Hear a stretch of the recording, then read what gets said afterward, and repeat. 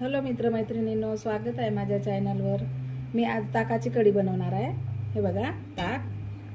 यामध्ये आता चण्याच्या डाळीचं बेसन ॲड करायचं आहे, थोडंसं जाडसर कढी व्हासाठी।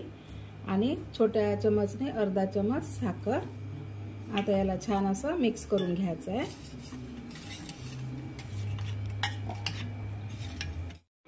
तेल तापायला ठेवलेलं आहे। आता यामध्ये आपण मोहरी ॲड करू। मोहरीला तडतडू द्यायचं आहे आणि अर्धा चमच जिरा ॲड करायचं आहे।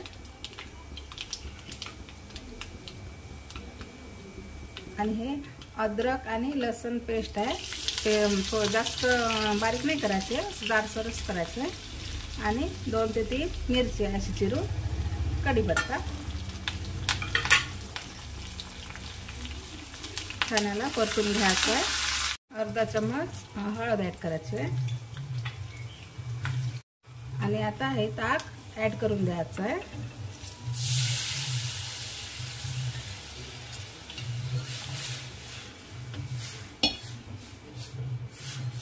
बेसन यासाठी कदाचित कढी आपली फाटू शकते ताक, त्यासाठी आपल्याला बेसन छान ॲड करायचं आहे। 1 चमच यामध्ये चवीनुसार मीठ ॲड करायचं आहे। ते बघा उकळी येत आहे।